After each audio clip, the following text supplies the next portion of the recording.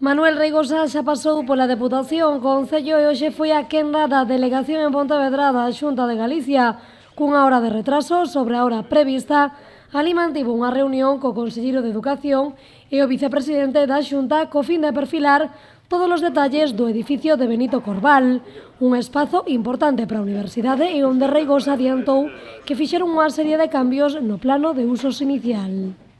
Pois é un espacio moito máis flexible, multiusos, que nos vai a permitir tanto usos relativos á docencia, a investigación e innovación e tamén a formación permanente, que é unha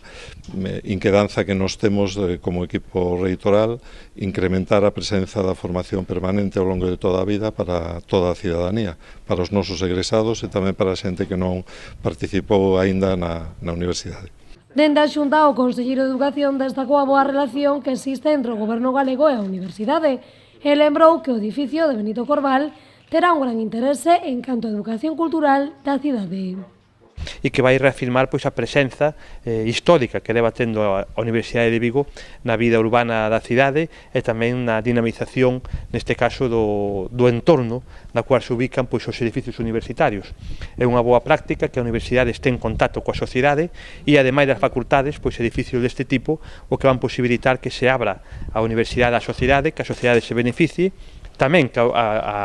a Universidade cumpra co seu papel de axente social e económico de primeiro orden e, celebrar a aposta que fixo no seu momento a vicepresidencia por a transformación deste edificio. O vicepresidente da Xunta de Galicia agradeceu que a nova directiva da Universidade aceptara este proxecto e sumase novas ideas ao mesmo. Estamos nun momento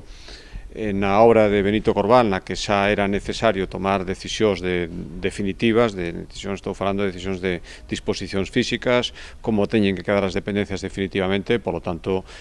esta proposta definitiva da Universidade de Vigo e esta confirmación chega no momento axeitado para xa que as obras enfilen xa o seu... xa está en velocidade de cruceiro, pero a reta definitiva acaben en prazo e acaben a gusto da Universidade, a gusto da Xunta de Galicia e creo que